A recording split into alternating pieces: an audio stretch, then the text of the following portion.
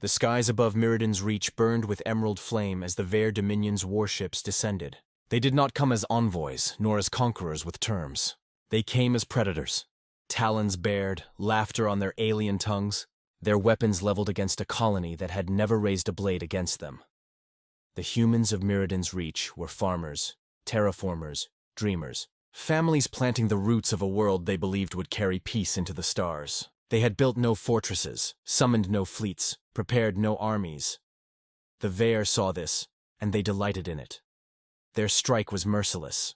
Orbit-to-surface bombardments carved rivers of molten glass through the colony plains, the great domes, sanctuaries of food, of life, of children's laughter, shattered into choking dust under plasma fire. When the last shelters cracked open, when desperate human transmissions cried across the void for aid, the Vare's Admiral Draxus broadcast on every channel. Let this be the lesson to the fledglings of Earth. The galaxy is not for the weak. You are prey, and prey have no voice.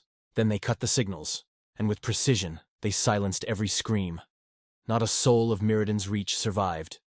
The Vare Dominion, great and ancient, celebrated their cruelty as proof of supremacy. The feast of mockery, among the Dominion's halls, the slaughter became a trophy. The images of burning domes and fleeing colonists were replayed across star screens, a spectacle of dominance. The Vare feasted, claws stained with wine and flesh, voices raised in cruel mimicry of human pleas. Earth is too distant, they mocked. Too bound by diplomacy, too civilized to strike back. Let them mourn in silence. Let them understand their fragility. They compared humanity to the lesser species already broken under the Dominion's heel. The Krith, enslaved for mining. The Phallic, reduced to servitude. To them, humanity was nothing but another ember waiting to be snuffed. Their arrogance was total, their confidence unshakable. In their revels, they failed to notice the silence that followed the attack. The silence from Earth. For humans did not answer immediately. No threats, no protests, no declarations of vengeance, only silence. And in that silence, the Dominion mistook patience for weakness. The silence breaks. 71 days after the fall of Myrddin's Reach, the silence ended. The Dominion's outer colonies detected the first anomalies, faint distortions in local void lanes, echoes of movement too vast to measure. Merchant convoys reported entire slipstreams shuddering under gravity wakes.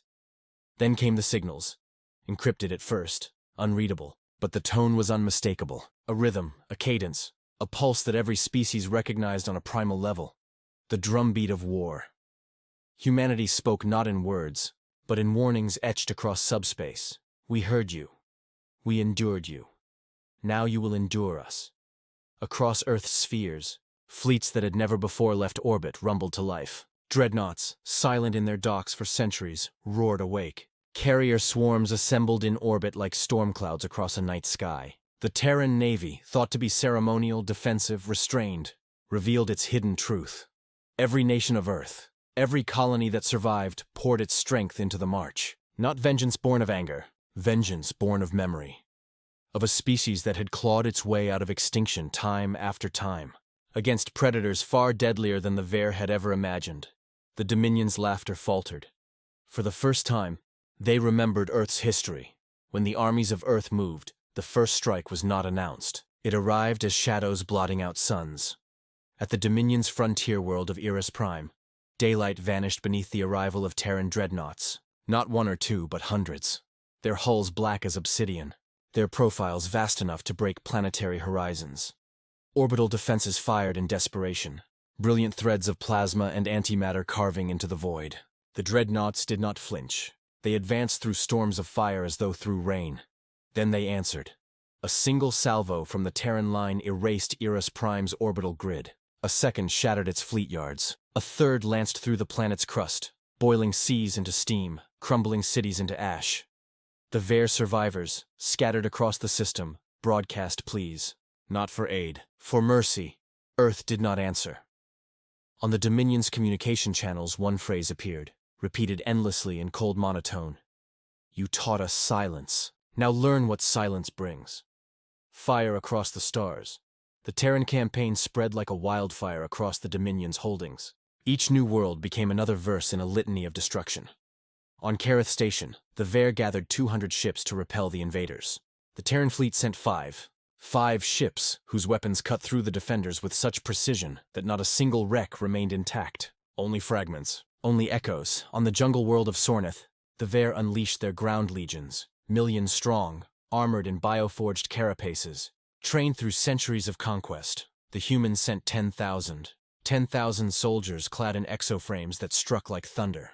10,000 voices moving as one, their rifles singing storms of metal and fire. The battle lasted 2 days. On the third, the Terrans were planting their flag in the heart of Sornith's capital, the Dominion's banners burning in silence. Survivors spoke of the humans not as soldiers, but as phantoms. They did not scream in fury. They did not boast in triumph. They advanced with cold, implacable purpose, like a force of nature, like the judgment of history itself. And with each fallen world, a message spread. This is the cost of arrogance. This is the price of cruelty. Endless fear. As months turned to years, the Ver Dominion ceased to exist. Its fleets shattered, its armies scattered, its worlds reduced to whispers of glass and ruin. Those few who survived carried tales that spread across the galaxy, seeding dread in every corner of every empire. They spoke of human fleets that eclipsed starlight, of soldiers who moved like storms, who fought without hesitation, without exhaustion, without pity, of a species that remembered every wound, every cruelty, every humiliation, and answered with retribution so absolute it erased entire legacies. The Ver had called humanity prey, but humanity was something far worse. A species forged by survival, sharpened by endless trials, tempered by millennia of predators that had tried, and failed, to break them. Predators could kill. Predators could wound, but humanity? Humanity endured, and when they struck back, they taught predators what prey had always known. That survival is the most merciless teacher of all. That patience is the deepest cruelty, and that the fear of humanity does not end with death. It begins there. The whispered warning. When the war was over, the galaxy fell silent again. But this silence was different. In the shadow of shattered worlds, in the hushed whispers of alien courts, one truth spread: never provoke Earth again. The Terrans had returned to their homeworlds, their fleets withdrawn, their armies resting. They asked for no empire, claimed no dominion. They left behind only ruins, only silence, only fear. But the galaxy remembered, and in every council chamber, in every admiral's hall, in every predator's heart, the same thought lingered like ash in the air. Humanity's patience is vast, their silence is deep, their survival endless, and their vengeance infinite. For once, the predators of the galaxy learned what it was to fear without end, because humanity had survived, and humanity would always return.